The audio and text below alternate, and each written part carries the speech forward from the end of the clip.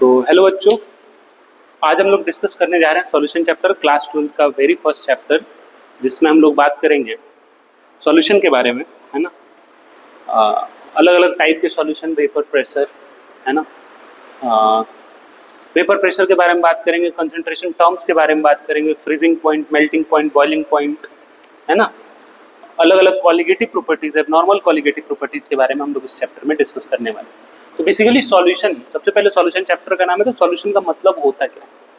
It is homogeneous mixture of two और more chemically non reacting, ध्यान से देखो, chemically non reacting components is called solution. ऐसा mixture, ऐसा होमोजेनस मिक्सचर जिसमें दो या दो से ज्यादा केमिकली नॉन रिएक्टिंग कंपोनेंट्स हो, उसे हम क्या कह देते हैं? सॉल्यूशन। अच्छा, एक टर्म है यहाँ पे होमोजीनस। उम्मीद है कि होमोजीनस का मतलब तुम लोग समझते हो, है ना। यहाँ पे समझते हैं हम लोग होमोजीनस का मतलब।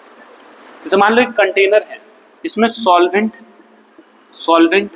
ठीक है, सॉल्वेंट, इसमें अगर सॉल्यूट के मॉलिक्यूल्स यूनिफॉर्मली डिस्ट्रीब्यूटेड अगर हो जाते हैं, अगर सॉल्यूट के मॉलिक्यूल्स यूनिफॉर्मली डिस्ट्रीब्यूटेड होते हैं, तो हम उसे क्या कह देते हैं? उसे हम कह देते हैं सॉल्यूशन, ठीक है। जैसे मान लो एक सॉल्ट और वाटर का मिक्सचर, तो बेसिकली हम कैसे पता चलेगा होमोजेनस है या नहीं? हमने नीचे के पार्ट से 1 ml बाहर निकाला, इधर से 1 ml, इधर से 1 ml, हर जगह से 1 ml यूनिट वॉल्यूम हमने बाहर निकाला, और उस यूनिट वॉल्यूम में हमने चेक किया कितने नंबर ऑफ सॉल्यूट पार्टिकल्स है। जैसे मान लो इस वाले ml में 20 मॉलिक्यूल्स थे, इस वाले में भी, इस वाले 1 ml में भी 20, इस वाले में भी 20, इस वाले में भी 20, 20, 20, 20, 20 सॉल्यूट के मॉलिक्यूल्स 20 हैं अगर, है ना। पूरे सॉल्यूशन में हमने कहीं से भी 1 ml कंसिडर किया, है ना, पूरे सॉल्यूशन में हमने कहीं से भी 1 ml कंसिडर किया, तो उसमें अगर इक्वल नंबर ऑफ मॉलिक्यूल्स आ रहे हैं सॉल्यूट के, तो हम उसे क्या कह देंगे? होमोजेनस मिक्सचर, है ना। सॉल्यूशन में बेसिकली दो या दो से ज्यादा कंपोनेंट्स होने चाहिए। क्या सिंगल कंपोनेंट सॉल्यूशन कहलाएगा? नहीं। अगर हमने डिस्टिल वाटर रख दिया तो क्या वो एक सॉल्यूशन है? नहीं, है ना। उसमें दो या दो से ज्यादा कंपोनेंट होने ही चाहिए, ठीक है। और वो कैसे कंपोनेंट होने चाहिए? नॉन रिएक्टिंग कंपोनेंट्स, ठीक है। बाइनरी सॉल्यूशन, अब देखो, नंबर ऑफ कंपोनेंट्स के बेसिस पे हम सॉल्यूशन को कैसे कैसे क्लासिफाई कर सकते हैं, एक बार हम लोग देखते हैं उस part. On the basis of number of components solution are of many types. जैसे मान लो हम 3 डिस्कस कर लेते हैं, है ना। On the basis of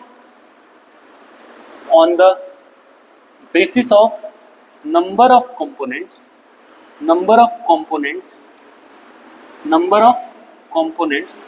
solution is of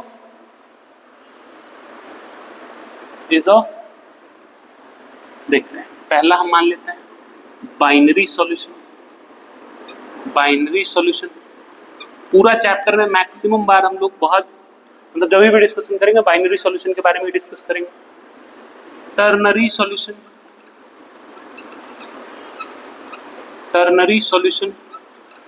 quaternary solution, ऐसा सॉल्यूशन जिसमें दो components, solution in which 2 components are present, उसे हम कह देंगे बाइनरी सॉल्यूशन। टर्नरी सॉल्यूशन में क्या होगा? ऐसा सॉल्यूशन जिसमें 3 कंपोनेंट्स हो। कितने कंपोनेंट्स? 3 कंपोनेंट्स, तो उसे हम कह देंगे ternary solution. Solution in which 4 components are present, है ना, उसे हम कह देंगे क्वाटरनरी सॉल्यूशन, है ना। क्वाटरनरी सॉल्यूशन में कितने कंपोनेंट? 4 कंपोनेंट्स, ठीक है। ऐसा सॉल्यूशन जिसमें 4 कंपोनेंट हो, उसे हम कह देते हैं क्वाटरनरी सॉल्यूशन। समझ में आए? इसमें हम ऐसे भी याद रख सकते हैं 2 कंपोनेंट, है ना। टर्नरी में 3 कंपोनेंट्स और क्वाटरनरी में 4 कंपोनेंट्स। एक एग्जांपल देख लेते हैं इनके, है ना। पेंटानरी, हेक्सानरी, ये भी हो सकते हैं, समझ सकते हो। लिखते जाना पॉज कर करके, है ना, जहां भी लगे पॉज करना है लिखने के लिए, पॉज करके इसको लिखते जाना, प्रॉपर नोट्स बनाना है ना इस चैप्टर का। तो देखो एग्जांपल हम लोग क्या लिख सकते हैं यहाँ पे? सॉल्ट प्लस वाटर, यहाँ पे लिख सकते हैं salt plus sugar plus water, यहाँ पे मान लेते हैं ethanol, ethanol plus water plus salt plus sugar. तो देखो इसमें 4 कंपोनेंट्स हो, 1 2 3 4, 1 2 3 1 2, ठीक है। बेसिकली जो सॉल्यूशन होता है ना, उसको on the basis of number of components हम लोग 3 पार्ट में क्लासिफाई कर सकते हैं, और वेरियस पार्ट्स हो सकते हैं, ठीक है। 3 टाइप्स में क्लासिफाई कर सकते हैं, बाइनरी सॉल्यूशन, टर्नरी और क्वाटरनरी। इसके बाद हम लोग देखते हैं on the basis of solution को क्लासिफाई करते हैं on the basis of amount of solute, है ना, on the basis of amount of solute, on the basis of number of components की जगह हम क्या लिख देते हैं, amount of solute, on the basis of solution, on the basis of amount of solute. बाहर जा रहा है क्या, अमाउंट ऑफ सॉल्यूट नीचे लिख देते हैं, अमाउंट ऑफ सॉल्यूट। सॉल्यूशन कितने तरह के सॉल्यूशन इज ऑफ, देख लेते हैं एक बार, है ना।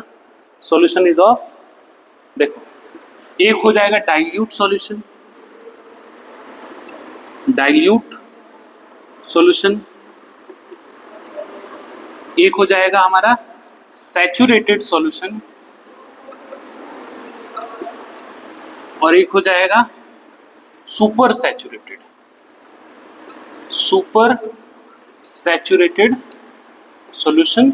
एक और हो सकता है, एक और हो सकता है कंसंट्रेटेड सॉल्यूशन, जैसे यहाँ पे हमने लिख दिया डाइल्यूट सॉल्यूशन, यहाँ पे हम लिख देंगे कंसंट्रेटेड सॉल्यूशन, ठीक है। ये देखो डाइल्यूट सॉल्यूशन को एक बार समझते हैं, ऐसे समझना है ना, ऐसा सॉल्यूशन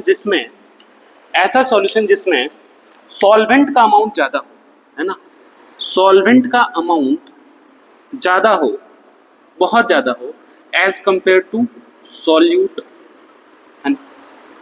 सॉल्वेंट और सॉल्यूट का अमाउंट में बहुत कम डिफरेंस हो, है ना, बहुत कम डिफरेंस हो तो उसे हम कह देंगे सॉल्यूट। अगर बहुत ज़्यादा डिफरेंस हुआ दोनों के अमाउंट में तो उसे कह देते हैं डाइल्यूट सॉल्यूशन। अगर कम डिफरेंस हुआ तो उसे हम कह देंगे कंसंट्रेटेड सॉल्यूशन। सैचुरेटेड सॉल्यूशन क्या होता है, देखना ध्यान से, solution in which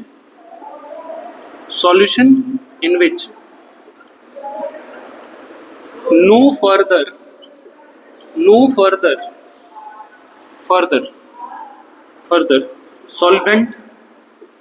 solute can be dissolved। ऐसा कंडीशन, ऐसा सॉल्यूशन जिसमें और ज्यादा सॉल्यूट को हम लोग डिसॉल्व नहीं कर सकते हैं एट अ कांस्टेंट टेम्परेचर, ठीक है। एक फिक्स टेम्परेचर पे हम लोग और ज्यादा सॉल्यूट को अगर सॉल्वेंट के अंदर डिसॉल्व नहीं कर सकते हैं तो उसे हम क्या कहते हैं, सैचुरेटेड सॉल्यूशन। सुपर सैचुरेटेड में हम क्या कह सकते हैं, यहाँ पे कह सकते हैं solution in which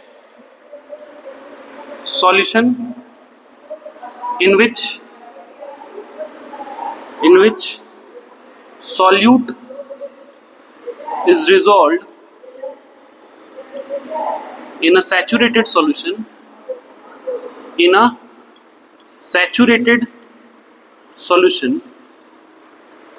saturated solution by increasing